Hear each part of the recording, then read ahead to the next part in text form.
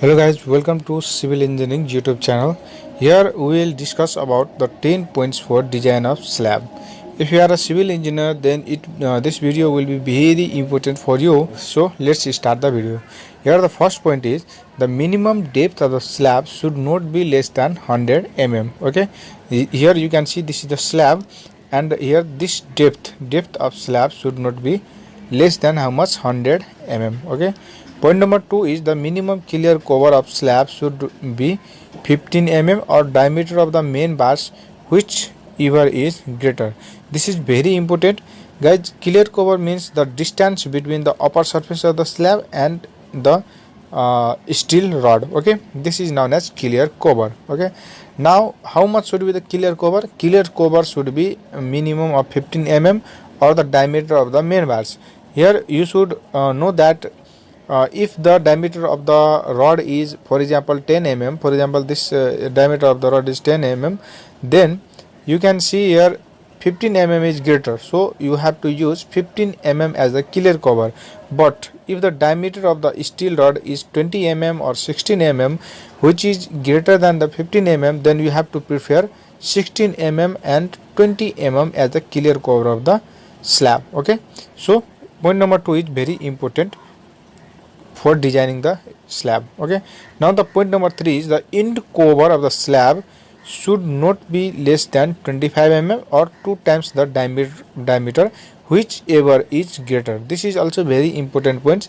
Here it is saying that the end cover, clear cover is this and end cover is this. You can see here from end of the slab to the steel rod distance is known as end cover. Okay, so this end cover should not be less than how much 25 mm or 2 times the diameter of the steel rod whichever is greater. It means if you have the steel rod used 12 mm,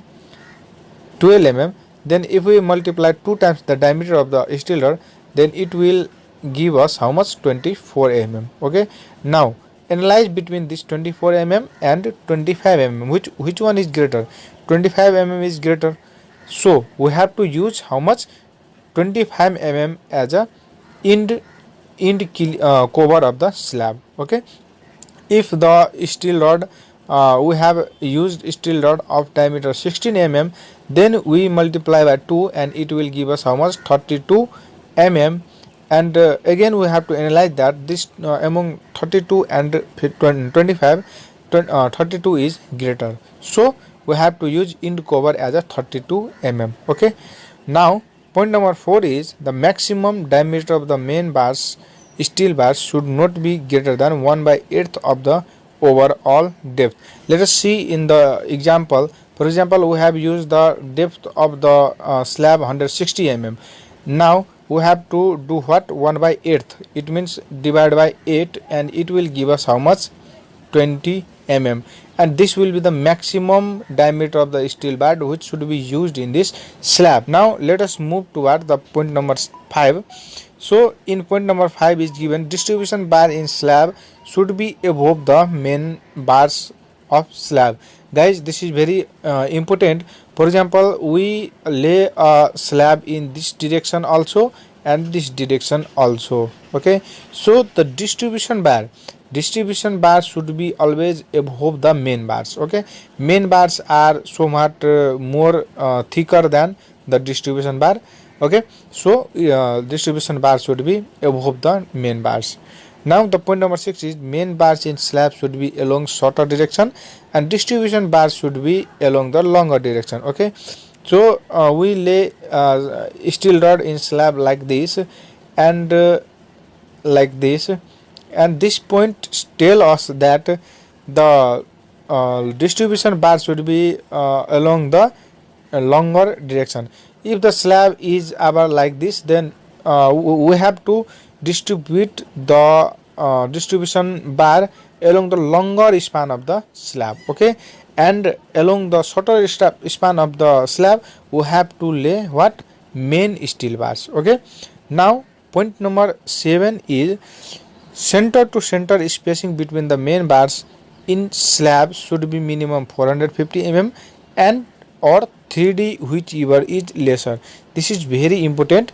Guys, here you can see the steel rod has laid along both direction, and now we have to see what should be the distance spacing between this steel rod. Okay, its spacing should be maximum 450 mm. This is not minimum, this should be a maximum. Okay, the maximum should be 450 mm as the spacing, or 3D whichever is lesser. Okay, so 3D means 3 times the diameter of the steel rod. Okay, and now we have to analyze that among 450 and 3D of the steel rod, which one is lesser, and we have to choose those which is lesser in value.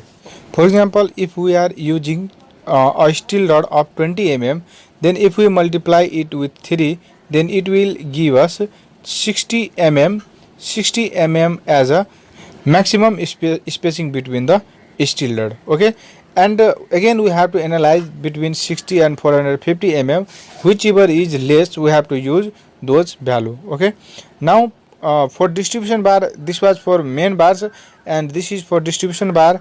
We have to use how much? 5D. For example, if we are using 20 mm of steel rod for distribution bars, then if you again multiply it with 5, then it will give us how much? 100 mm.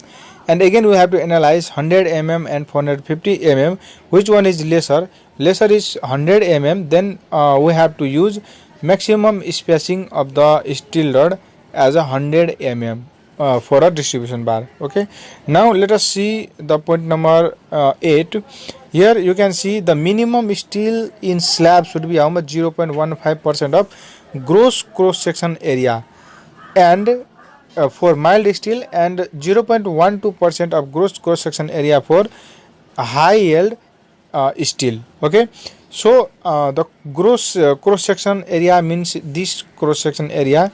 Okay, this is known as cross section area up to the end of the slab. This cross section area, how much this cross section area has the slab. Now we have to take 0.15% as a minimum steel in the slab. Okay, so this is for mild steel, 0.12% for high yield steel. If the steel is strong in strength, then we can use 0.12% of the gross cross section area of the slab. Okay, if we have mild steel, normal steel, then we have to use how much? 0.15% of the gross cross section of the area of the slab. Now point number 9 is the shorter span of the slab should be taken for calculating the span to the effective depth ratio. Guys, this is very important, and this effective depth ratio, span to effective depth ratio, is used to design the steel in numerical section. I will tell you. So for span to effective depth ratio, we have to take the shorter span. Okay, span, this span should be taken for shorter in the slab for numerical. Okay, now point number 10 is if the Ly and by Lx is greater than 2, the slab is designed as a one-way slab. If the Ly by Lx is less than or equals to 2, the slab is designed as two-way slab. Okay, so guys, if we design one-way slab, if the Ly by Lx is less than or equals to 2, then our design may fail when there is any obstruction in the slab. Okay, so if the slab is one way slab, then we have to design as a one way, and if the slab is two way, then we have to design as a two-way slab. So guys, this much for today. Please like this video and subscribe my channel for new update. Thank you.